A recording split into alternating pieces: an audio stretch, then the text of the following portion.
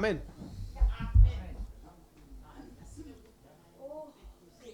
¿Mm? ¿La letra? Javier, pues Javier es igual que usted. Quería todo negro. Cocolino.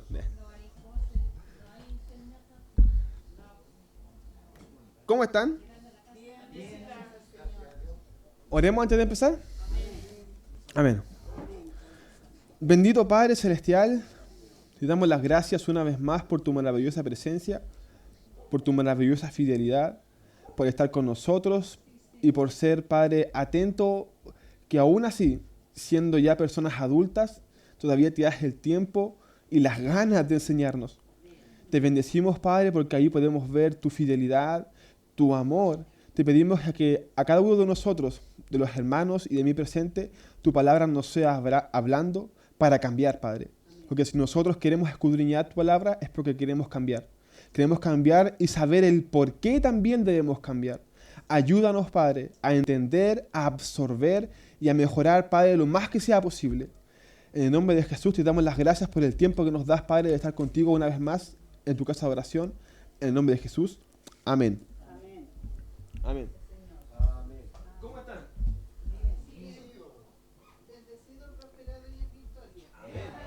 Amén, amén, amén. Me gustó esa, estaba buena. Para ponerla como...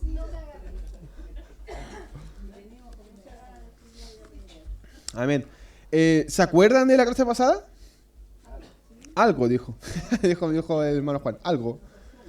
Amén. Es importante comprender a lo que estamos entrando, porque de aquí en adelante, de Romanos 1 al 4, Pablo empieza a darnos como tarro, como creación, como ser humano, como persona. Entonces, puede ser que en cada una de las clases digan, oye, el hermano Iván está como muy duro, muy brusco.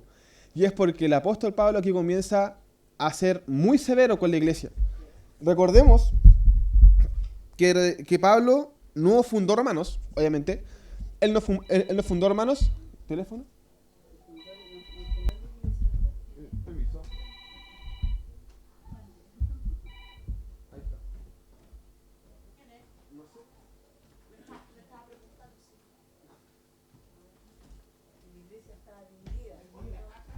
Amén. Y como dijo la hermana, la iglesia estaba dividida entre judíos y gentiles. ¿Por qué? Porque el emperador Claudio echó a todos los judíos de Roma porque había mucha gente. Y había tanta gente que no alcanzaba la boca para alimentarlos a todos. Entonces, Pablo escribe esta carta porque él quiere ir para allá y quiere que a través de su carta solucionen sus problemas. Y por eso él empieza a hablarle de forma tan brusca. Porque era muy probable de que la iglesia de los romanos, como era muy antigua, no tuviera conocimiento sobre los dones, sobre los ministerios, sobre ninguna de estas cosas, porque era antigua y era de gentiles.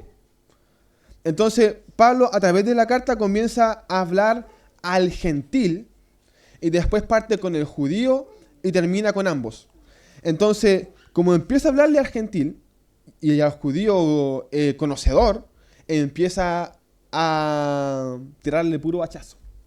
Hachazos eficaces. Como dijimos la última vez, ¿cierto? Los temas que toca aquí Pablo son muy parecidos a la de la iglesia de... se me olvidó la iglesia. La iglesia de Gálatas. Muy bien, hermana, la iglesia de Gálatas. Con la diferencia, o los galenses, con la diferencia era de que a los romanos les explica con un poco más de amor porque ellos estos temas no los conocían. Los Gálatas sí. Entonces, como sí lo conocían, a ellos va al hueso y le dice, ustedes, que Gálatas insensatos, ustedes todavía no entienden, pero a ellos no. A ellos, como no conocían de esto, supuestamente, no conocían de esta gracia, de esta justificación, parte hablándole muy tranquilamente desde el principio. ¿Amén? Entonces, partimos, los últimos jueves terminamos con una palabra que en el 17 que dice que el justo por la fe vivirá, que es prácticamente el eslogan de todos Romanos. El justo por la fe vivirá. Nosotros, ¿cierto? Hablamos también de que el libro de Romanos dividió muchas iglesias, muchas doctrinas.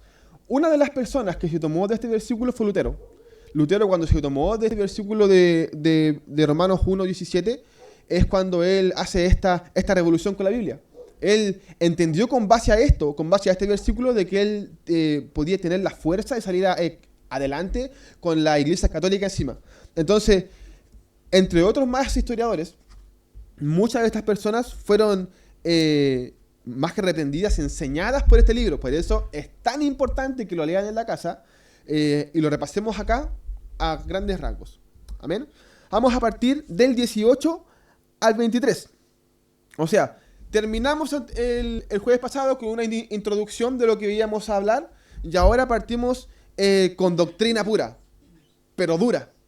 Partimos, dice, porque la ira de Dios se revela desde el cielo contra toda impiedad e injusticia de los hombres que detienen con injusticia la verdad. Porque lo que de Dios se conoce le es manifiesto, pues Dios se lo manifestó. Porque las cosas invisibles de Él, su eterno poder y deidad, se hacen claramente visibles desde la creación del mundo, siendo extendidas por medio de las cosas hechas, de modo que no tienen excusas, pues habiendo conocido a Dios, no lo glorificaron como a Dios, ni le dieron gracias, sino se envanecieron en sus razonamientos y su necio corazón fue entenebrecido, profesando ser sabios y fueron necios, y cambiaron la gloria de Dios incorruptible en semejanza de imagen de hombre corruptible, de aves, de cuadrúpedos y de reptiles. Una de las corrientes que hay hoy en día, con base a la Biblia, habla de que, dicen los mundanos, de que el Dios del Antiguo Testamento es diferente al del Nuevo. Tan así que llegan hasta blasfemar diciendo de que Jehová no es el mismo de Dios, porque el Dios del Antiguo Testamento estaba siempre lleno de ira. Eso es lo que ellos dicen. Entonces, y en el Nuevo Testamento es puro amor, pura paz. Entonces, Pablo parte con esto. Recordemos que nosotros vimos anteriormente de que Pablo se basa netamente del Antiguo Testamento, porque no estaban todas las cartas. Entonces, perdón, no había ninguna carta, ni siquiera estaban los 4 evangelios. Entonces, todo lo agarra del Antiguo Testamento. Entonces dice, porque la ira de Dios da a entender, y seguimos pensando de que Dios todavía se aira. Ahora, aquí explica con quién Dios se aira. Dios se aira con la persona que le conoce, pero hace todo lo contrario a lo que él pide. Entonces, vemos nosotros en el Nuevo Testamento, vamos a ver ahora en Romanos, cómo Dios manifiesta su ira, pero no se expresa como ira, sino se expresa como pecado, se expresa como desobediencia. Entonces, partimos diciendo porque la ira de Dios fue revelada, dando a entender de que sus mandamientos, de que lo que él expuso, fue revelado en el Antiguo Pacto. Entonces, estas personas, Pablo dice de que a esta gente que conoce la ley, que conoce a Dios, y que más encima, no es que renieguen, sino es que conociendo a Dios, caminan como ellos quieren caminar, para ellos es su ira. Porque para las otras personas, las que supuestamente no conocen a Dios, que vamos a ver después en Romanos 2, que todo el mundo conoce a Dios, o que todo el mundo conoce la moral de Dios, esas personas, ¿cierto? No, más que su ira tienen su castigo, que es diferente. Porque, como dice la Biblia, la ira es para las personas que el llorar y el crujir de dientes. O sea, para nosotros que somos conocedores. El castigo es para las personas que vivieron una vida sin Cristo, le conocían obviamente, pero no le siguieron. Más adelante en Corintios vamos a ver lo mismo. Vamos a ver cómo este perfume de triunfo para el cristiano practicante, es olor a muerte, y para el cristiano, obviamente, que siguió este camino de salvación, es olor a victoria, a triunfo. Eso lo vamos a ver más adelante, lo que se explica la palabra realmente triunfo. Entonces, el versículo 20 dice, porque las cosas invisibles de Él, su eterno poder y deidad, se hacen claramente visibles. Los teólogos dicen que Pablo aquí se refiere netamente a los gentiles, porque habla solamente a los gentiles. Aquí le habla, por ejemplo, solamente se expresa a los gentiles y después a los judíos. Pero aquí vemos algo, otra rama de teólogo dice que aquí le habla a la creación completa. Entonces, aquí vamos a entender de que Pablo le está hablando realmente a la humanidad entera, desde el principio hasta ahora. ¿Por qué? aquí dice, ¿cierto?, de que la gente que le conoció a través de la naturaleza, a través de las cosas, no tiene por qué negar a Dios porque le conoció. Entonces, resulta que en estos tiempos, en los tiempos de hoy, todo ser humano sabe que hay un Dios. Incluso la ciencia lo avala. Hay una teoría que está dentro de la física moderna, que incluso toda teoría de evolución, toda teoría del Big Bang, toda teoría que tiene que ver, con ejemplo, con la ciencia, tiene el cimiento de la filosofía de la causa y efecto, dando a entender de que todo lo que nace que todo lo que pasa es por una causa y un efecto. Entonces, esta teoría del creacionismo está todavía arriba. O sea, todo lo que se expone, todo lo que se siembra, todo lo que se estudia está a base de esta teoría del creacionismo, de la causa y efecto. Ahora, hay una pura partícula que puede negar esta causa y efecto, que es el taquión. El taquión es una partícula que es hipotética, pero se dice de que esta partícula provoca las cosas al azar. Se ha hecho investigaciones durante casi 40 años encontrando esta partícula y no la han encontrado. ¿Por qué? Porque no existe. Entonces, como no existe, la ciencia avala la existencia de un ser supremo. No lo puede negar, no lo puede debatir, porque lo que está en la pizarra es causa y efecto. A través de la causa y efecto nacen todas las teorías de la gravedad, las teorías del hoyo negro, la teoría de la masa oscura. Toda la teoría nace a través del creacionismo. Incluso hasta la teoría de la evolución habla del creacionismo. E incluso hasta la teoría del Big Bang habla del creacionismo. Todo forma de que hay una mano inteligente que hizo todo esto. Entonces, voy a tomar agüita.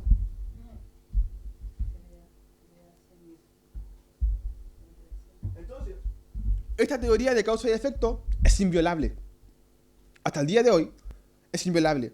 Incluso los experimentos que se hicieron para encontrarla, se encontraron dos partículas. Perdón, por ejemplo, se encontró el neutrino. El neutrino es lo que probó, es una partícula que tiene que ver netamente con la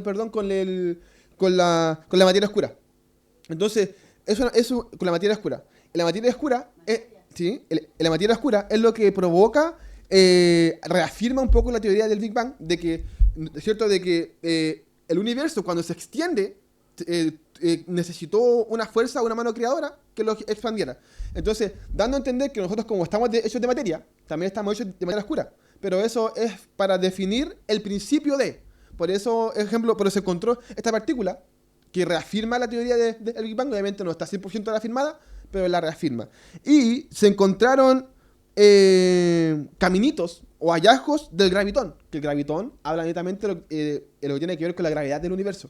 O sea, se encontraron caminos de eso, pero no se encontró nada del taquión. Hasta el día de hoy. O sea, por ejemplo, hay experimentos, hay científicos que están buscando, esta partícula que no puede, que desmiente un creador, pero no hay indicios de que exista. Entonces, la creación completa, el mundo completo, no puede negar a un ser supremo. E incluso, este experimento, o esta teoría, dice cierto de que el universo tiene un hacedor. En la RAE, hacedor significa Dios. Entonces, hay un Dios. Existe un Dios. El mundo no puede negar la existencia de Dios. Han pasado 50 años desde que se inventó esta partícula y no puede hacerlo. Como no puede hacerlo, está ahí todavía en la cumbre. O sea, de que el mundo completo sabe de que existe un Dios. Entonces, llegan estos teólogos, o llegan esta gente y dicen, ya, existe un Dios, pero ¿cómo yo sé que ese Dios es el Dios que tú predicas? Sigamos avanzando. Resulta de que hasta la fecha, el día de hoy, no se puede desmentir la realidad de Jesucristo. Y la Biblia dice en Juan 4:9, el que ve al Padre, me ve a mí. Perdón, el que me ve a mí, ve al Padre. Entonces llegan estas personas y dicen, sí, pero de la Biblia, no podía hablarme con la Biblia, así, ejemplo, porque la Biblia avala tu creencia. O tú dices, ya, claro, resulta de que a través de la historia han existido historiadores que avalan la existencia de Jesucristo, avalan su resurrección y avalan sus milagros, dando a entender de que Jesucristo existió aquí en la tierra. Entonces, no se puede desmentir la existencia de un Dios, y mucho menos la existencia de Jesucristo. Incluso la ciencia se cansó de buscar cosas en contra de Jesucristo, porque mientras más buscaban cosas en contra, por ejemplo, aparecían más escritos. Aparecieron los escritos de Josefo, de Flavio Josefo, de Fileón el Joven, de Tácito Suetonía y la carta de Marcepat. Son puras cartas que te hablan de historia, de que hubo un Jesucristo que hacía milagros, que andaba por aquí, que andaba por allá, que tuvo discípulos y que dicen que resucitó. Cartas que te hablan de esto, aparte de la Biblia, que están, ¿cierto?, certificadas por historiadores de que realmente existió un Jesucristo. Entonces, si existió un Jesucristo y hay un Dios, 2 por 2, ¿no es cierto? Uno suma nomás. Porque dentro de todas las otras religiones, obviamente, ejemplo de Baal y ejemplo de todas esas cosas, ¿cierto? No hay historia tangible de que ellos existieron. De Mahoma, dicen que existió, hay unos escritos, pero son escritos netamente de su religión, no son escritos científicos. Entonces, nosotros entendemos ahora, a través de esto, de que el mundo entero sabe que hay un Dios y un Jesucristo. No lo puede negar. Entonces, llega aquí Pablo y le dice, ustedes, termina el versículo 20 y dice, no tienen excusa de creer en Dios. Él dice, por ejemplo, Pablo es cierto con palabras más de la época, dice, él se presentó en la creación. Él se presentó en las cosas visibles, en el amor y en todas esas cosas. Ahora, en estos tiempos, la gente intentando buscar negar a Dios, lo encuentra más. Entonces, ese es el problema de estos científicos o de estos ateos, de que ellos, por más que intentan negarlo, no pueden, porque la única partícula que puede negarlo no existe. Entonces, con Jesucristo es lo mismo. Como saben que existió, como saben que es real, como saben que resucitó, entonces, ¿qué hacen? Lo difaman. Porque es la única forma de negarle, difamando, como él supuestamente no puede defenderse porque no está, entre comillas, obviamente como una persona que, por ejemplo, que puede hacer un reels, oh no, yo quiero desmentir esto, porque ahí entra más también el tema de la fe. Pero aún así, existió un Jesucristo que murió, que resucitó, y existió un Dios, y existe un Dios. Entonces, llega Pablo y le dice al universo completo, ustedes no pueden negar su existencia. No pueden hacerlo, porque si su misma ciencia, las mismas cosas que ustedes buscan lo avala y hace que exista, entonces no tienen por dónde, como termina el versículo 20, no tienen excusa. No tienen excusa. Nosotros no tenemos excusa de ejemplo de seguir a Dios. Muchas veces dudamos y decimos, pucha, si Dios fuera tan real, ¿por qué no? Incluso nosotros como cristianos entre comillas, dudamos de su realidad cuando el universo completo intenta confabular en contra de Dios y lo encuentra más de lo que debería encontrarlo. Entonces, no solamente por fe, sino también por razonamiento, existe un Dios que es real y que no puede desmentirlo nadie. Y existió un Jesucristo que fue real y que hizo milagros y que están escritos no solo en la Biblia y que no puede desmentirlo nadie. Entonces, llega Pablo, como le digo, se lo expongo nuevamente para que entiendan racionalmente de que no podemos negar a Jesús. No podemos negar de que Él viene. No podemos negar de que hay un Dios hacedor. No podemos negarlo. Entonces, el versículo 21 y 23, Pablo, aquí lo tengo aquí, ¿me lo puse aquí mi primo, no? No. El versículo 21 y 23, Pablo comienza, ¿cierto? Pues habiendo conocido a Dios. Esta palabra conocer no es como lo nombra la Reina Valera, de conocer de forma íntima, sino es de un conocer de lo experimentaron. Ejemplo, esta palabra conocer proviene del griego ginosko, que significa lo notaron, pero no quisieron pescarlo. Ustedes lo vieron así visible, pero no quisieron tomarlo en cuenta. Entonces, Pablo dice usted aquí, dice, pues habiéndolo conocido, habiendo experimentado, habiendo congregado, habiendo visto su milagro, habiendo visto su verdad, habiendo visto su creación de Dios, aún así no le glorificaron. Ni le dieron gracias, sino se envanecieron. La palabra envanecer significa en el griego mataio, que en vulgar significa hacerse el leso, hacerse el tonto. O sea, dice, ustedes conocieron a Dios y hicieron los locos. ¿Cuántas veces nosotros no hemos pasado por esta misma circunstancia? en los cuales fallamos, pecamos, no nos queremos hacer ninguna otras cosas, sabemos que Dios nos juzga, sabemos que Dios es amor, pero nos hacemos los locos nomás, porque esto es más rico, la carne es más rica. Entonces, es lo que habla Pablo con ellos. Le dice, por ejemplo, ustedes conocieron a Dios, lo experimentaron, vieron su milagro, su hazaña, vieron, ¿cierto?, toda la historia para atrás, pero ustedes hicieron los locos, no lo pescaron. Entonces, después de eso, le dice, se envanecieron en su razonamiento y hicieron necios. Necios significa lo mismo, despistados, se despistaron necios. Por ejemplo, alguien necio es alguien que no toma en cuenta las otras cosas, de ejemplo, eso es alguien necio. De repente se asimila a alguien necio con alguien tonto, pero no es así. Alguien necio es alguien que sabe algo, pero no lo toma en cuenta. Eso es alguien necio. Entonces, dice, profesaron ser sabios, se hicieron necios y cambiaron la gloria de un Dios incorruptible a un Dios corruptible. Me acuerdo cuando la última vez que predicamos en la calle, yo me acordé de esto y lo prediqué de esa forma porque me acordé sobre el altar que levanta el hombre. Antiguamente levantaban dioses, a la Freya, levantaban, ¿cierto? El César era un dios, todo era un dios. Pero ahora el dios somos nosotros mismos. Después del año 2000, cuando se cayó, ejemplo, el muro ejemplo, después del año 2000 y dentro del tiempo del muro de Berlín, cuando se cayó, nació una corriente que se llamó el postmodernismo. El postmodernismo asume de que el ser humano se ama más a sí mismo de lo que ama a lo otro. O sea, de que asume de que el hombre está preocupado de viajar, de conocer, de experimentar, de ser feliz, de tener gatitos, de tener perritos. Eso se escribió mucho atrás y ahora recién se está viendo esto a flote. Tampoco es coincidencia, pero por ejemplo, el postmodernismo empezó a describir cómo iba a funcionar, cómo iba a ser el ser humano. Que iba, por ejemplo, que le iba a gustar los viajes, que le iba a gustar conocer otros países, otras culturas, que iban a negar su cultura para aceptar otras, que no le iba por ejemplo, que iban a tener recelo con las autoridades. Entonces, es lo que vemos ahora.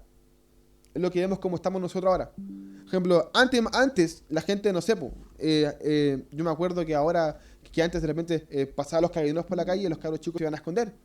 Ahora, cierto, salen los carabineros y los cabros le tiran piedra. Porque no hay respeto por la autoridad. Y eso se le llama la época del postmodernismo. Se escribió así, se estipuló y realmente le asuntó. O le asuntó o fue profecía, eso ya es otra cosa. Pero el punto es que definió netamente de que cómo se iba a comportar el ser humano. Y dice de que el hombre iba a levantar altares para sí mismos. Yo recordaba, resulta que yo, para los que no saben, tengo una hija. Entonces, para mí, un lapso pequeño de mi vida, gracias a Dios, me rescató de ahí. Era mucho más fácil llegar del trabajo y decirle, anda y ver tele a la pieza, que yo quiero pasar tiempo para mí, solo. Me sentaba yo y veía tele tranquilo. Obviamente ella feliz porque iba a ver tele. Pero entonces llegó ese momento y, ejemplo, cuando partimos con Romanos 1, cuando lo estudiábamos con mi familia, ¿cierto? Me dijeron, oye, te estás levantando altar a ti mismo. Y pero ¿cómo? Te decís que amáis a tu hija, y decís que amáis a tu esposa y no le dedicáis ni siquiera tiempo a ello. Por ejemplo, ¿por qué dejáis a tu hija ver mono? Porque queréis sentirte bien contigo mismo. Porque me levanto altar para mí mismo. Porque quiero ser yo solo, quiero sentirme yo bien conmigo mismo. Entonces, no entiendo de que también puedo sentirme bien con mi hija. También puedo sentirme bien hablando con mi esposa. Pero no, pues yo quería estar en mi núcleo, en mi vanidad, en mi pensamiento. Entonces, es lo que pasa hoy en día con todas las personas. Estamos en la mesa con el teléfono. ¿Por qué? No es porque, ejemplo, no es porque así como, que es algo mal educado, es solamente porque queremos distraernos a nosotros mismos y queremos solamente darnos atención solo a nosotros mismos. Levantamos dioses personales. Y es triste. Es triste porque se ve en la iglesia. Yo he conocido muchos misioneros que se van de misiones para conocer otros países. Eso no son misioneros porque aman las almas. Son misioneros para sacarse fotos. Para mí, yo aquí con el niño, yo aquí con la yo aquí comiendo cosas así, porque pasa, yo lo he visto mucho. Y desgraciadamente, ¿cierto? Muchas veces, incluso, cuando uno se da cuenta de estas personas, cuando son misioneros y ni siquiera van a predicar a la calle, como es lo mínimo, ir a predicar a la calle y ser misionero, es lo mínimo. Porque, por ejemplo, primero tu país, tu casa y después lo otro. Entonces, estas personas en la iglesia se levantó vanidad, vanagloria, pastores que están aquí encima, que no le entregan el púlpito a nadie, porque no encuentran a nadie más apto que a mí mismo, porque yo tengo la verdad y soy más sabio, porque tengo más años en el evangelio. ¿Eso qué es? Eso es vanidad, eso es vanagloria. Eso es levantar altar para uno mismo. Entonces, Pablo dice, a estas personas se les envaneció la mente. Porque conocen el Evangelio, conocen a Dios, conocen el amor de Dios, conocen todo lo que tiene que ver con el amor, pero ellos prefieren amarse ellos mismos porque es más fácil. Es más fácil para un pastor predicar él que pasar raya con otro hombre que a lo mejor que no sabéis lo que va a predicar. Que a lo mejor no sé. Entonces, adoctrínalo. Si tú no sabes lo que el hombre predica, adoctrínalo. Para que vayan iguales. Entonces, date el tiempo de ser pastor. No digáis, no, es que tengo que pasar tiempo conmigo mismo, orando. Nosotros vimos, ¿cierto? Al principio de Romanos, ¿cierto? De que Pablo no solamente oraba por él mismo, sino prácticamente oraba por gente que no conocía. Entonces, a esto profesaba el amor. El amor de orar más que por mí. Decir, Señor, bendíceme a mí, bendíceme acá. El Señor, bendice a mi hermano. Bendícelo a él. Bendice a este otro. Háblale a este otro. Ayuda a este otro. Entonces, Pablo dice que a estas personas se envanecieron. Por eso hablamos, ¿cierto?, de que Dios no le habla, Pablo no le habla solamente a los gentiles, sino le habla a la creación completa. Porque la creación completa hasta el día de hoy se ha entenebrecido. Sabe que hay un Dios. Sabe que hay un Jesús, sabe que resucitó, sabe de que hay un cielo, sabe que hay un infierno, pero no estamos ni ahí.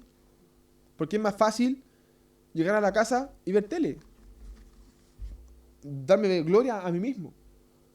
Darme tiempo a mí mismo. Es mucho más rico. Es mucho más bonito. ¿Por qué? Porque es más relajante para la mente también. Porque el mundo te está criando así. Te está criando de que tú tienes y necesitas pasar tiempo contigo mismo, porque eso se llama amarse, amor propio. Lo vamos a ver en Romanos 2 lo que significa netamente el amor propio, pero ahora vamos al tema de los gentiles, al tema de la gente que no conoce, que quiere conocer a Dios. Vamos con del 24 al 25. Dice, del 24 al 25, Romanos 1. Dice, por lo cual también Dios los entregó a la inmundicia en las concupiscencias de sus corazones, de modo que deshonraron entre sí sus propios cuerpos, ya que cambiaron la verdad de Dios por la mentira, honrando y dando culto a la criatura antes que al Creador, el cual es bendito por los siglos. Amén. Pablo parte 24 con un por lo cual. Ese por lo cual significa por consecuencia de. Entonces, por haber negado a Dios, por conocerlo y no seguirle, por consecuencia, Dios los entregó a inmundicia. Esta palabra inmundicia viene del griego paradinomi, que esto puede sonar un poco extravagante, pero para que lo entiendan, significa rendirse, de ceder. No de rendirse de como, de me ganaste, no, sino de rendirse de, ¿sabes qué? Me rendí contigo. Y eso es triste. Es triste. Porque significa de que nosotros estamos a un paso de que Dios se rinda con nosotros y diga, ¿sabéis qué? Enfócate en ti nomás, ya sabéis que si yo estoy aquí, te estoy buscando, te estoy llamando, hay gente orando por ti, te estoy llamando, estamos en las prédicas, te estoy escuchando, pero no quería, así que ya sabéis qué, hace lo que queráis. Y es triste porque un ejemplo, imagínense ustedes viviendo con sus padres, porque sé que aquí ninguno vive con sus padres, viviendo con sus padres, ¿cierto? Y de que su papá llegue como en algún momento de que usted ya como muy porfiado dijo, ¿sabéis qué? Ándate de mi casa porque ya no me serví aquí. Fui lindo contigo, te di comida, te ayudé, te vestí, y tú no querías en mi casa, así que ándate. Es triste. Para un hijo debe ser triste. Yo me lo imagino como hijo, y debe ser triste que un papá, porque aún así nosotros amamos al padre, pero no lo queremos seguir como, porque, por ejemplo, estas personas dicen, no, si yo amo a Dios, le tengo respeto a Dios, pero no quiero seguirlo. Que es diferente, entienden un mal concepto de amor. Entonces digo, no, yo amo a mi papá, yo amo, lo respeto, pero es que a veces me agarra el bicho y quiero hacer cosas malas. Entonces uno sufre, dice, pucha.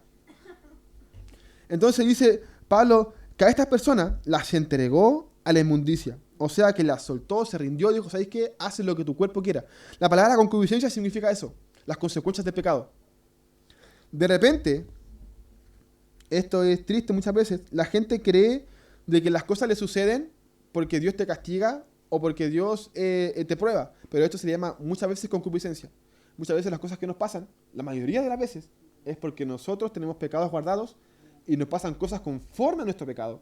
Ejemplo, si nosotros robamos o tendemos como a robar cositas y de repente nos pillan. ¡Oh, tú, qué ladrón, Señor! ¿Por qué mataste esta prueba? Esa no es una prueba. Es una consecuencia de tu pecado. Eso se le llama concupiscencia. Entonces, el versículo 25 dice, ya que cambiaron la verdad de Dios por la mentira. Cuando Pablo habla de la verdad de Dios, habla de las divinidades. O sea, que cambiaron sus atributos. Fueron más compasivos. Le dieron otro sentido a la palabra. Ahora nosotros vemos en estos tiempos cómo la gente acomoda la Biblia o el Evangelio a mi conveniencia. Entonces dice, los entregué en inmundicia porque ustedes me conocieron y estuve con ustedes, me vieron mi gloria, vieron todo lo que tengo, ¿cierto? Me acerqué a ustedes, pero aún así, ustedes dijeron, no, es que Dios es tan amoroso que ama a la homosexual, que, ejemplo, que acepta que yo sea homosexual. O sea, no digo que yo lo sea, pero es como ejemplo. Entonces, acomodaron la misericordia de Dios para su beneficio. No es que Dios provee tanto, que tienes que darme todo tu 100% porque Él te va a proveer mucho. Acomodaron la palabra bendición para su propósito.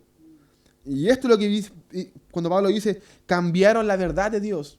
Cambiaron mi fidelidad, mi amor, cambiaron mi misericordia, mi gracia.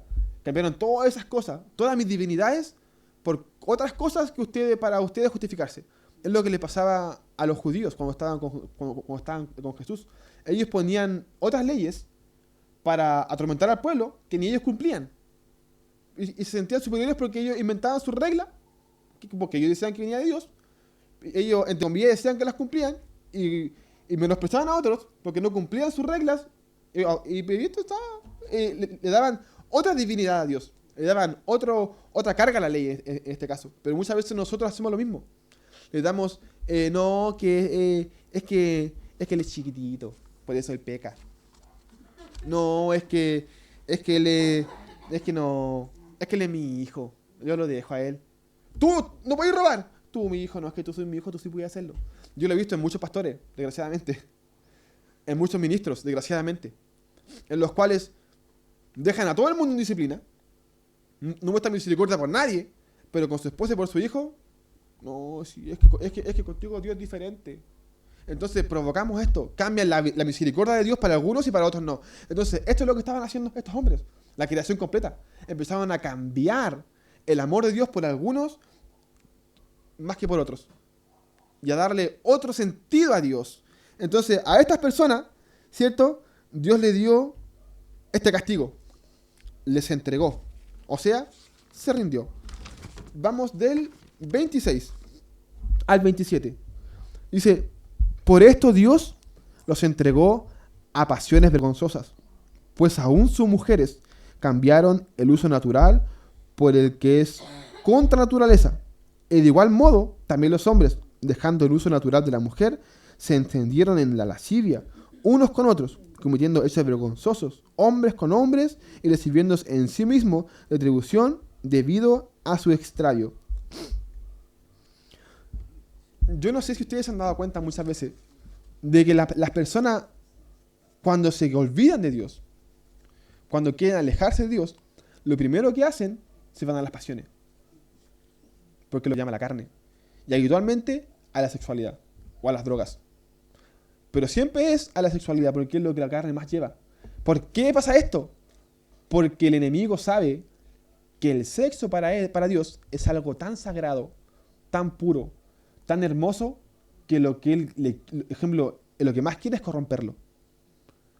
El enemigo sabe de que si él te corrompe en lo sexual, va a corromper tu familia, tu matrimonio, tu relación con tus hijos, tu relación con tu madre, con tu padre, porque tu mente va a ser perversa totalmente. Como una vez uno me dijo, ¿cierto?, de que tú ves una vez pornografía y está aquí siempre. No se va nunca más. Queda aquí guardado, flashado, ¡pa! Nunca más se quita.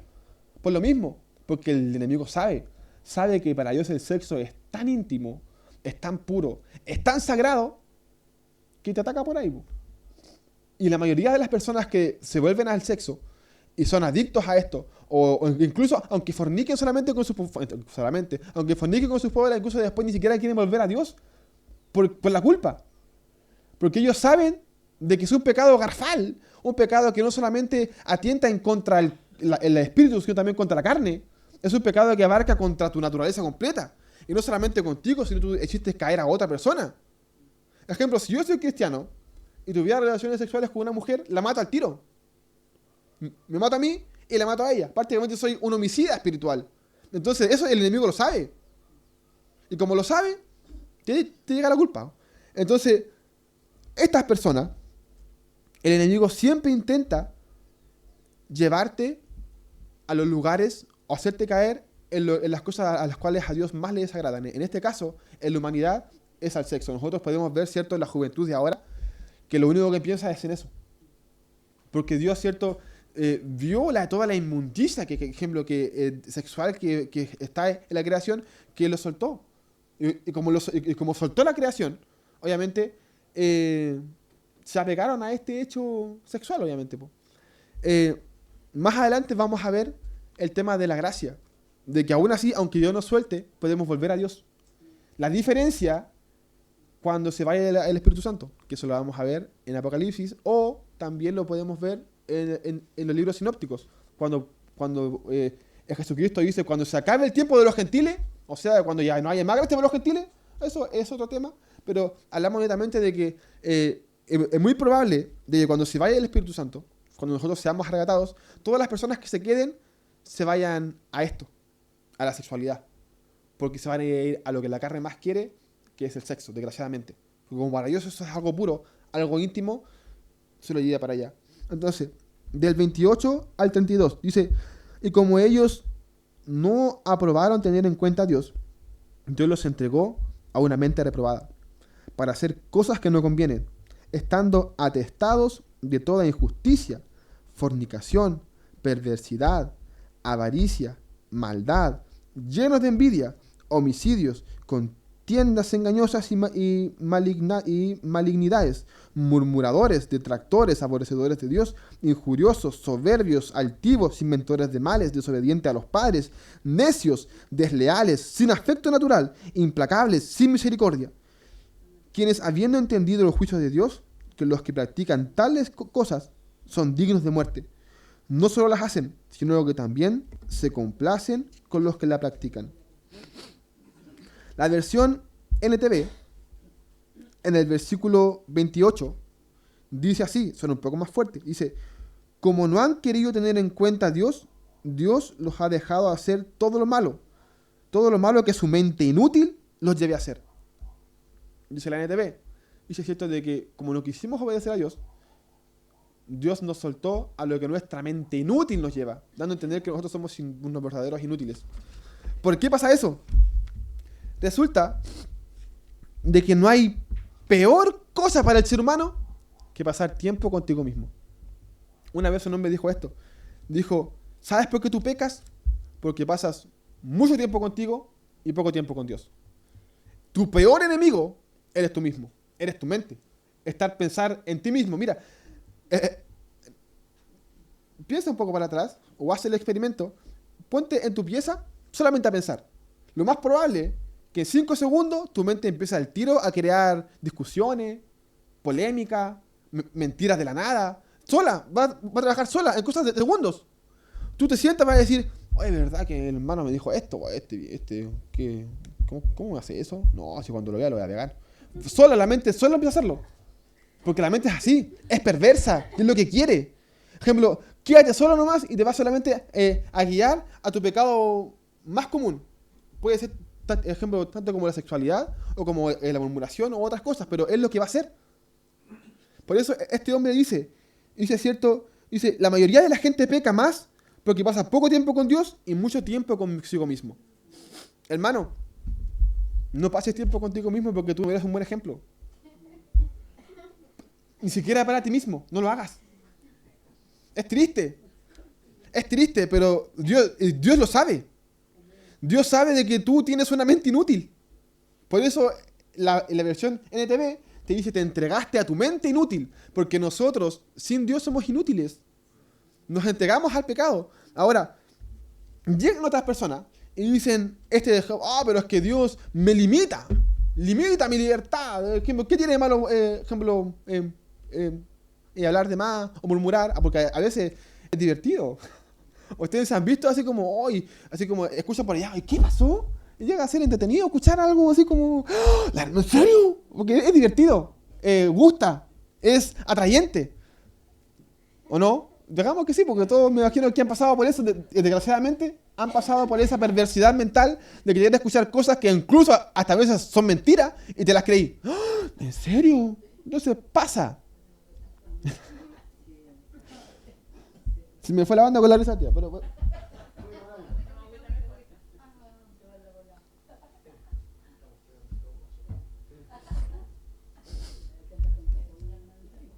Entonces,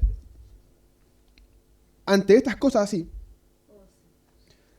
nosotros como cristianos de repente vamos a ver más adelante, cuando hablemos de un poco de lo que significa realmente el pecado, Pablo aquí no habla solamente a los que tienen problemas sexuales. Ser murmurador es tan malo que ser fornicario. Ser una persona lasciviosa, una persona mentirosa, es tan malo como ser un adúltero, porque es pecado. Más adelante vamos a ver, ¿cierto?, en lo que significa la palabra pecado, y más adelante también cuando pasemos a Juan va a hablar de los pecados mortales, pero eso vamos a ver más adelante. Ahora estamos enfocados en lo principal, en el que el ser humano, ustedes y yo, somos inútiles. Nuestra mente lo único que va a hacer va a llevarnos a pecar. Si ustedes no son santos, es porque, como les digo, pasan mucho tiempo con ustedes mismos. Nosotros debemos apartarnos para Dios. Nuestro cuerpo necesita estar en constante oración. Una vez me acuerdo que un hombre decía, yo soy como Daniel, oro 3 veces al día.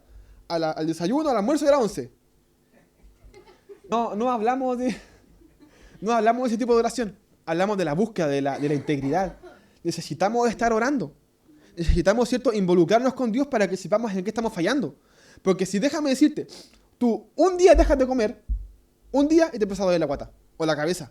Yo dejo de comer y me mareo, así que quedo todo mareado.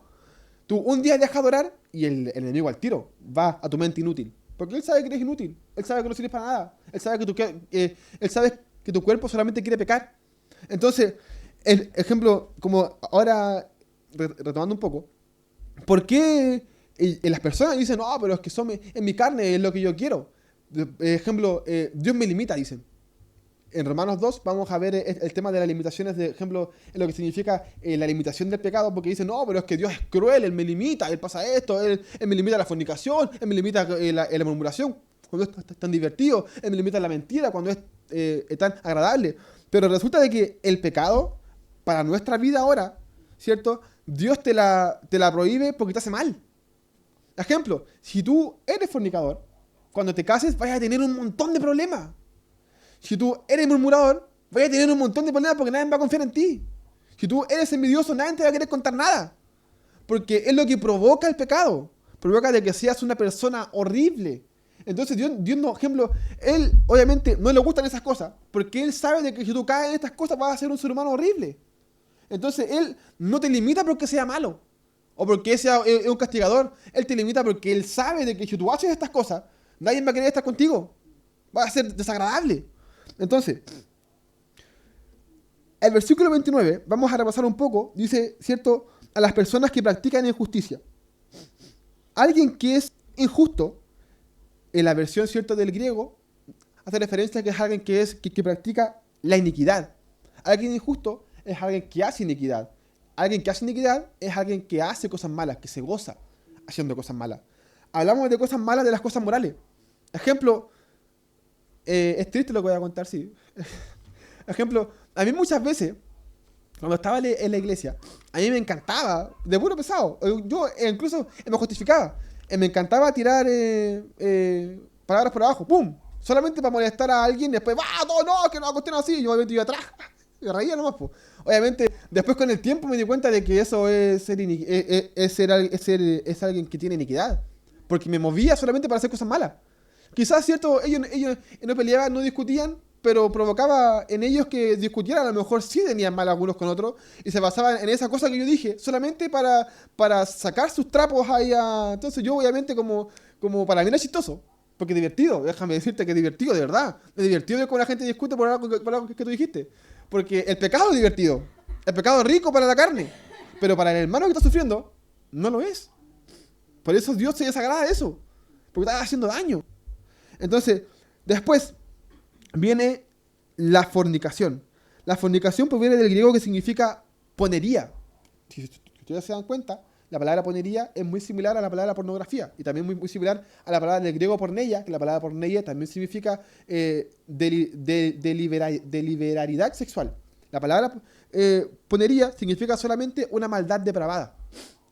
No solamente el ámbito sexual, sino cierto es cuando uno es malo, ojo, o hace cosas malas, pero de forma depravada, de forma para satisfacción sexual tuya, como corporal. Haces cosas malas porque te gusta, te hace sentir bien. Eso habla de la palabra fornicación en esta palabra. ¿Por qué? No es la palabra fornicación sexual la que obra anteriormente, porque si ustedes se dan cuenta, te tira 4 versículos de la fornicación, de aquí te compara la diferencia, por ejemplo, la igualdad entre la fornicación sexual y la fornicación, cierto, de la palabra poneia, que es algo de depravación mental.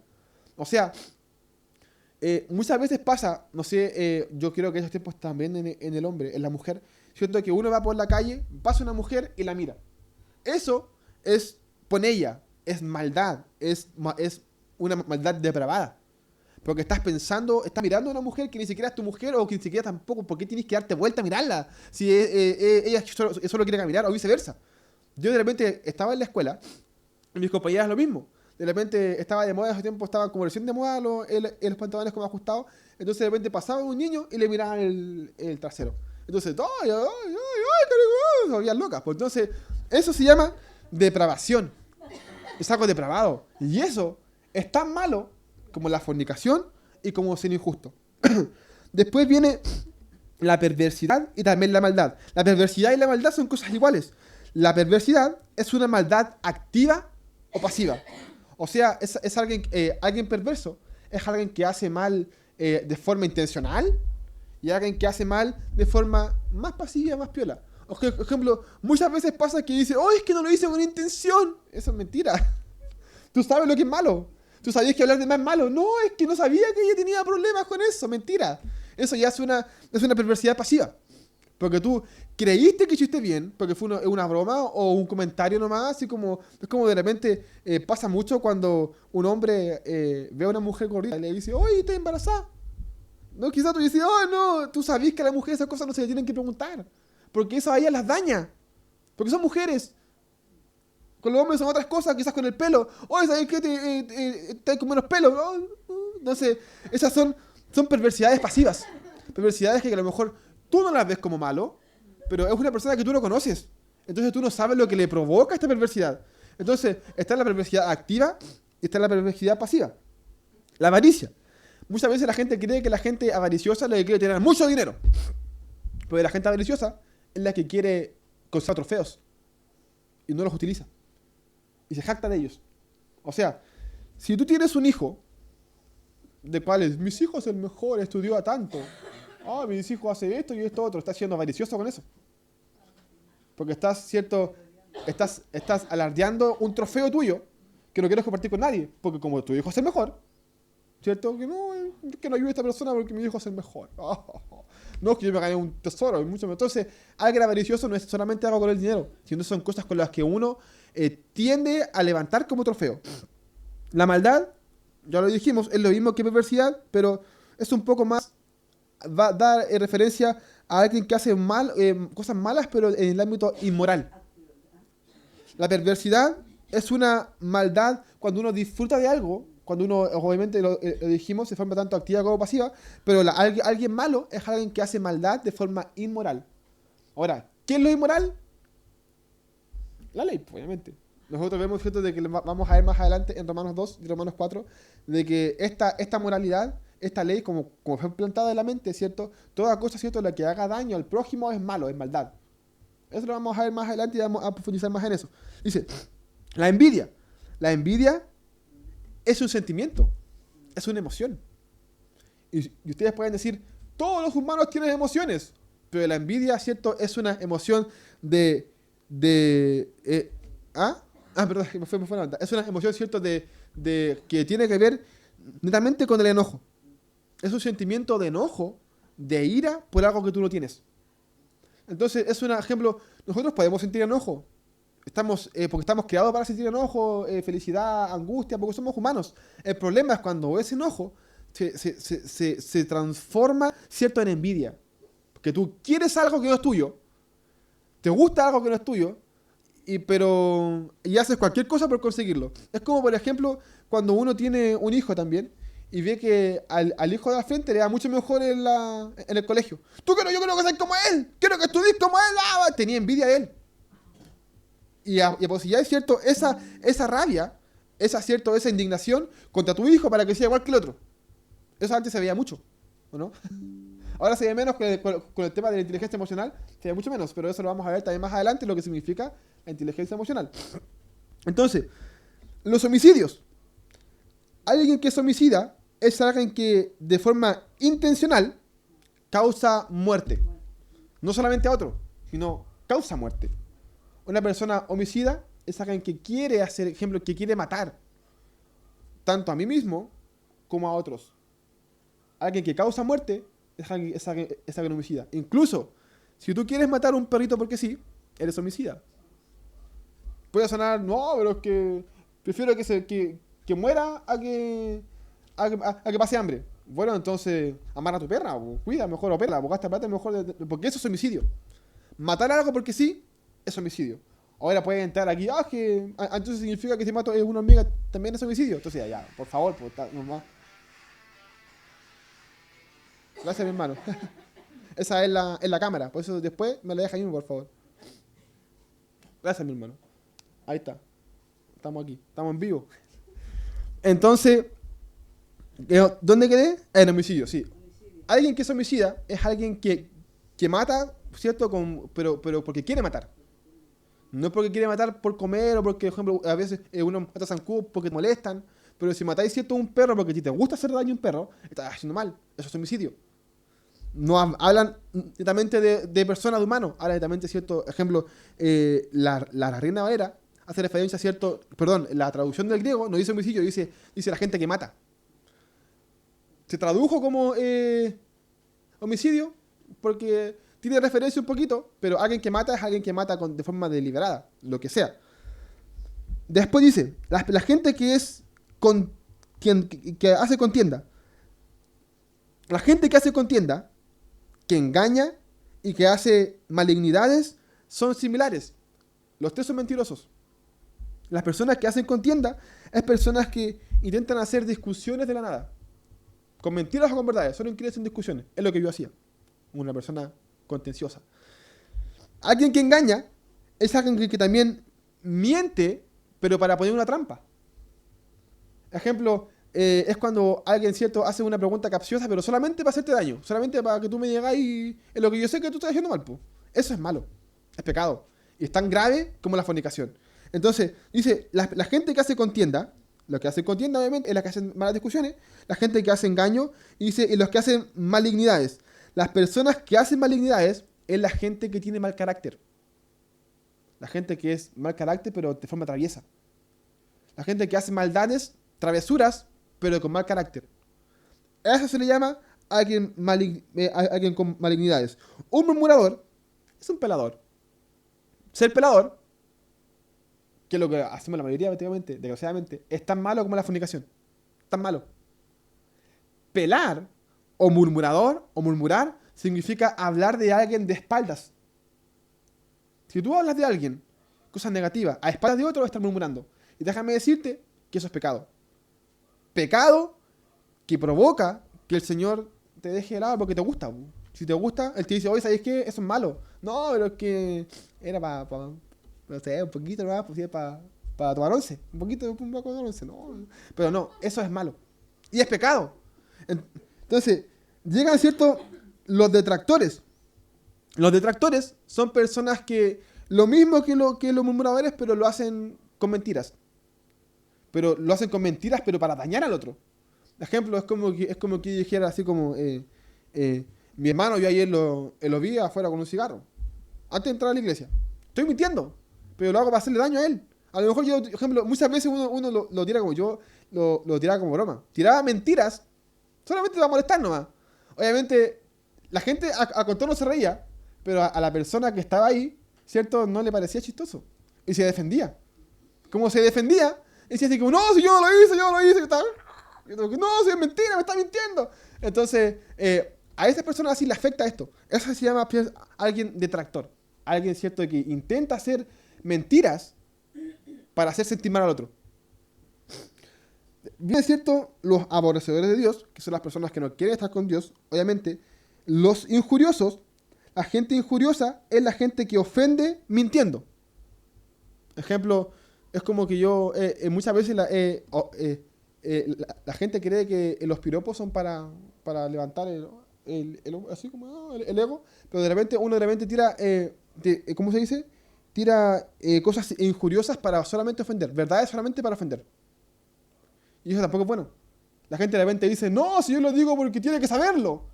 Pero esa no es la forma.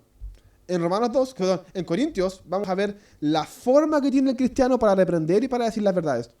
La verdad no se dice para hacer daño. Se dice para edificar. La verdad se dice para consolar y para restaurar, no para hacer daño. Yo no le digo, tú soy pelado, es verdad. Pero yo lo digo, lo estoy diciendo de forma injuriosa para hacer daño. Eso es malo. Y es tan malo como la fornicación. La gente soberbia, los altivos, los inventores de males, los desobedientes a sus padres, los necios, los desleales. Dice que fue lo que me llamó más la atención, porque ustedes lo conocen, que son la gente sin afecto natural. La gente sin afecto natural son las personas que no sienten afecto por su familia. Esas personas son tan pecadoras como un fornicador. Es triste. ¿Cuántos papás, cuántos tíos, cuánta gente ama a un hijo y no ama al otro? Eso es gente sin afecto natural. Y eso es pecado. De repente uno dice, no, que yo no tengo hijo favorito. Obviamente uno sabe que siempre uno se lleva mejor que uno que con otro. Pero darle privilegio a uno y al otro no, eso se llama tener poco afecto natural. Y es pecado. Es malo. Si tú no amas a alguien de tu familia, no es que no ames, sino que lo pasas menos, es malo. Puede sonar aquí, pero es que están pesados, pero es tu familia. No, pero es que él es como, pero es tu familia. La gente dice, mire, experimentos dicen que uno tiende a llevarse menos con las personas que son más iguales a ti. O sea, de que si alguien te cae mal, significa de que esa persona tiene tu mismo carácter. O sea, que te caes mal a ti mismo. Y eso pasa. No, que te cae mal es porque es igual a ti nomás, por eso te cae mal. Entonces, pero eso pasa con la familia. Alguien sin afecto natural es alguien que mira que tiene este grado de me gusta más que este es más obediente. Y por este más obediente es porque a este le cuesta. Y no significa que al obediente lo demás que no sea es obediente. Y hablamos en todo caso, padrastro, madrastra, hijastro, hijastras, primos, tíos. Por eso hoy día quería que viniera mi primo para que me escuchara y dije, primo, tienes que amarme, porque si no es malo. Entonces, esto se ve mucho en los cristianos. Se ve mucho en la iglesia. Padres que no aman a sus hijos. Los aman porque tienen que amarlos, pero no lo aman de la forma de como dice Corintios 13. Con respeto, con amor, con paciencia, con mansedumbre. No lo aman así. Sino que aman a otros sí. Con otros tengo paciencia, pero contigo no. Eso es alguien sin afecto natural. Y te lo digo como por 500 veces, es pecado. Es malo. Y tan malo como la fornicación. Tenemos a los implacables. La gente implacable, que son los últimos tres que me llamaron mucho la atención, es la que no conoce, es la que no controla sus emociones. Mis hermanos, no controlar tus emociones es malo. Es pecado. Dejarte gobernar por la tristeza y deprimirte es malo, porque no lo estás controlando. Dejarte llevar por la ira o por el enojo es malo. Si tú te estás viendo ahí enojado, no, es que yo soy así, es malo. Si tú eres muy alegre, tan alegre que te gusta molestar a los demás, es malo. Si tú eres tan alegre que siempre estás riendo, es malo, es malo. Controla tus emociones. En Romanos 2 vamos a hablar del dominio propio. Un cristiano debe tener dominio propio. El cristiano que no tiene dominio propio es pecador, porque se deja guiar ciertos, exalta sus emociones por algunos de estos problemas. Y por último, ¿qué es lo que debe tener cada cristiano y que no tenemos? La gente sin misericordia. Misericordia significa tener compasión, significa ser empático con el otro. El problema de esto, lo triste, es que la creación, nosotros mismos, estamos dentro de estos párrafos. Es importante ahora que te analices. Porque si sigues en algunas de estas especificaciones, Dios te va a soltar. Tenemos que analizarnos. Es importante analizarlo, mis hermanos. Yo una vez cuando escuchaba el estudio, el hermano hablaba sobre el tema de los pecados, ¿cierto? Yo no te lo digo, yo en lo personal, arriba de un altar. Soy igual que tú. Y sé que muchas veces es peor. Por eso, mis hermanos, escudriñémonos. ¿Por qué tenemos que escudriñarnos? Porque si no los hacemos, nos vamos a dejar guiar por estas cosas y vamos a empezar a buscar divinidades de Dios. Es todo una seguidilla. Si tú haces una de estas cosas, empiezas a justificarte. Si empiezas a justificarte, empiezas a buscar divinidades de Dios que no hay. Empiezas a buscar cosas de Dios que no existen. Cosas de Dios, cierto, que no, si yo soy molestoso, la gente tiene que amarme como soy. No. Tú tenés que cambiar primero. No, que yo soy enojón, la gente tiene que amarme así. No. Escudriñémonos para no ser reprobados. Y recordemos de que ser reprobados no significa de que seamos cierto, que Dios es tan mandón que se pone el Señor. No, es porque si nosotros tenemos estas cosas, somos humanos horribles de pesado, de antipático. Yo me di cuenta, yo era chistoso para algunas personas, pero para uno era antipático, desagradable. Y yo decía, tienes que amarme así, pues si es mi personalidad. No, pues. Yo soy cristiano, pues. Como dice cierto la gente del mundo, por ejemplo, como broma, ¿qué haría Jesús? Obviamente no significa que nosotros no tengamos emociones porque es normal. Podemos enojarnos, podemos reír, podemos pasarla bien, podemos incluso molestarnos incluso, pero contrólate. Por ejemplo, si tú tienes problemas con la burla, no molestes. Contrólate. Si tú tienes problemas con la ira, ¿cierto? Aprende a respirar. Yo a mi hija de 3 años, de 5 años, yo me veía enseñándole a respirar para dejar de hacer escándalo, ¿cierto? Y cuando ella hacía tontera, yo era el que más aceleraba. ¡Córtala! Obviamente ella, no, córtala, te voy a pegar. Cero dominio propio. Cuando yo soy el cristiano, el maduro, escudriñémonos, hermanos. Pablo termina este versículo, el capítulo 1 así. Le hablo a la creación completa. Hay un Dios. Hubo un Jesucristo. Resucitó. La ciencia lo afirma. La historia lo afirma. Es real. Ahora, todas estas personas que no quieren a Jesucristo tienen estos problemas. Si tú te ves ahí en esa lista, yo te desecho. Te ves ahí en esta lista de ejemplo, la que te nombré, los injuriosos, los fornicadores, la gente sin afecto, la gente sin misericordia, te desprecia. Y hablamos de desprecio de, ¿sabéis que yo me rindo contigo? Porque no queréis cambiar. Y es muy probable que quizás, esperemos que no, que esta sea el último llamado a cambiar. A cambiar esas yayas que todavía tiene ahí. Porque uno de repente ve que la fornicación es lo más malo. Porque es lo más visible. O la homosexualidad es lo más malo. Es lo más visible. Pero no está solamente eso. Sino que también está tu lengua, tus manos, tus emociones, tu mente. Cuando yo empecé a estudiar romano, ¿cierto? Yo me di cuenta de lo pecador que era.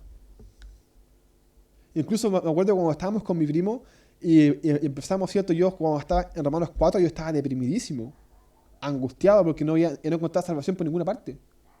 ¿Qué es lo que vamos a ver ahora? Son 4 capítulos que Pablo te empieza a tirarte por el suelo. ¿Por qué me sentía mal? Porque yo quería cambiar. Si tú quieres cambiar, vas a empezar a sentir angustia. Corintios, Pablo, en Corintios 3, hace referencia a lo mismo. Dice que el cristiano que no tiene, por ejemplo, que no tiene aflicción de la carne, que no tiene aflicción, no es cristiano. Porque el cristiano tiene que estar en constante aflicción porque somos imperfectos. Somos, como dice aquí, ¿cómo era? Se me olvidó. Tenemos una mente inútil. Somos inútiles como seres humanos. Como somos inútiles, tenemos que estar en constante cambio. El cristiano que no cambia significa de que el Señor no te está pescando. Porque ya fuiste muy duro. Si a ti el Señor hoy día no te amonesta y no te sentís redarguido por alguna de todas estas falencias, porque estoy seguro que todos tenemos muchas de las falencias de las que nombré. Si tú realmente decís, ¿sabes qué? Oye, sí, yo estoy así, voy a cambiarlo. Si realmente tú dices, no, yo no soy así, tenéis cualquier problema. Porque siempre vamos a tener luchas. ¿Qué es lo que no entiende muchas veces la gente de afuera? Que cree que los que estamos aquí somos todos sacros. Yo lo digo mirándome. Mi papá, mi primo que me conocen, saben que yo soy una persona terrible, soy odioso, soy amargado, soy molestoso, tengo muchos defectos, muchos. Pero hay que cambiarlos. Estamos ahí, cambiando. A veces no se notan, pero Dios sabe que sí. Y más adelante vamos a ver esto también. Vamos a ver, ¿cierto?, de que puede ser que la gente no lo note, pero si Dios lo ve, que te valga. Porque la gente nunca va a estar conforme con lo que tú haces. Por ejemplo, no se veía muchas veces cuando me callaba la lengua. La única que se daba cuenta era mi señora. Me decía, Iván, hoy día te callaste. Sí, gracias por darte cuenta, caro. Pero las otras personas no se dan cuenta porque uno falla una vez, tú no eres cambiado, nada. Pero hay que cambiar. Porque si no cambiamos, Dios nos suelta. Y esperemos que Dios no nos suelte. Hermano, te lo repito otra vez. Si tú no te sentiste redarguido con ninguna de estas cosas de las que nombró Pablo, si tú dices que no tienes ninguna, tenés cualquier problema. Porque somos humanos. Somos carne, somos peladores, somos murmuradores. Amamos a algunos más que a otros porque somos así. Somos injustos, somos así. Pero la idea es que tú reconozcas tu pecado y lo cambies. Hay unos más fuertes que otros, obviamente, pero que lo cambies. Al que le gusta hablar, cállate siempre. Al que le gusta airarse, apártese siempre. Al que le gusta hacer, por ejemplo, al que le gusta mirar mujeres en la calle, ponte unos lentes aquí, aunque la gente, no, que chaval, no me importa. Porque hay que cambiar. Se lo repito por última vez, hermanos, para que lo entiendan, para terminar. Si tú no tienes ninguna de estas cosas, tenés cualquier problema. Muchos. Porque nosotros, más de alguna de estas cosas que Pablo nombró, afloran en nosotros. La poca misericordia, la poca empatía, el poco amor, la murmuración, la flojera, todas estas cosas afloran. Y no te sientas mal porque las tienes, porque para eso está Cristo. Para ir contigo. Una vez llegó un hermano y me dijo, yo no quiero ir a la iglesia porque cuando cambio, cuando sea mejor, cuando me sane, cuando deje estas cosas voy a la iglesia. No digo, eso no es así. Porque si tú lo haces con tu fuerza, va a ser un logro tuyo. Tiene que ser un logro de Dios, no tuyo. ¿Por qué? Porque así no hay vanagloria. Yo intentaba cambiar mi enojo, y cambiar mi ira, cambiar mi forma de molestar con las personas, intentaba cambiar. ¿Y sabes lo que me pasaba? Me enojaba más todavía. Me sentía más mal. ¿Por qué? Porque era mi esencia, supuestamente. Pero cuando uno comienza a ver de que Dios las obra y las cambia, tú dices, si no fuera por Dios, yo sería una persona horrible. Si no fuera por Dios, mis hermanos, yo no estaría aquí. Estaría en mi casa jugando Play. Y con mi hija en la pieza viendo tele. Y no lo hago. Porque Dios transforma y quiere que cambies. Quiere que cambiemos. ¿Para qué? Para que no nos repruebe. Oremos. Bendito Padre Celestial, te damos las gracias por tu infinita misericordia, por tu amor enorme, por tu favor, por estar con nosotros, Padre, y por hacernos entender lo que a la gente le duele, de que sin ti no somos nada. Muchas veces a nuestra vanidad, a nuestra humanidad, les cuesta sentirse inútiles. Pero tu palabra nos dice, Padre, de que nuestra mente, que nuestro cuerpo, que nuestro ser, desde que cayó Adán, somos seres inútiles que no servimos para nada. Solamente servimos para hundirnos más. Ayúdanos, Padre. Clamamos a ti porque sabemos que en ti podemos encontrar la similitud del varón perfecto. Porque queremos ser agradables para tus ojos. Queremos cambiar, Padre. No queremos, en comunión con mis hermanos, no queremos que nos repruebes. No quiero ser reprobado. No quiero que me mires de lejos. No quiero, Padre, que me dejes llevar por mis pensamientos. No quiero. No quiero, Padre, de que al día de mañana me vea 20 años en el Evangelio y después de 20 años despierte y diga, oh, estaba haciendo las cosas mal. No quiero, Padre. Repréndeme ahora. Cámbiame ahora. Ayúdame, Padre. Ayúdanos. Porque necesitamos cambiar. Necesitamos ser reprendidos. Necesitamos ser mejores padres, mejores hijos, mejores esposos, mejores esposas, mejor ciudadano, mejor padre amigo, mejor hermano. Necesitamos, Padre, ser mejores para poder mostrar tu evangelio. Si la gente se pierde, es por culpa de nuestro testimonio. Ayúdanos a cambiar y a entender de que no somos sacros. Somos santos porque nos apartamos, pero no somos sacros y queremos ser santos como tú. Que esta palabra, Padre, que el estudio nos llegue hasta nuestras entrañas para llegar a la casa. Y no solamente orar al desayuno, al almuerzo y a las 11, sino orar las veces que sea necesaria, las horas que sean necesarias. Aunque sean 5 minutos, 10 minutos, estoy orando. Estoy firme. Estoy leyendo.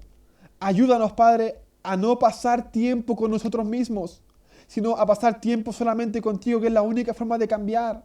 La única forma que tenemos que nuestros hijos, que nuestros amigos, nuestros familiares lleguen a la iglesia es si nosotros cambiamos. La gente que está en el mundo es por culpa de nosotros mismos porque no queremos cambiar. Ayúdanos, Padre. A través de la creación del mundo nos dices que eres real y aún así tenemos dudas de tu existencia. Ayúdanos, Padre, a no ser tan pecadores. Ayúdanos, Padre, a no ser a no poner en duda tantas cosas de tu realidad cuando el mundo grita tu nombre. Cuando el mundo grita el nombre de Jesucristo. No hay quien pueda negarte.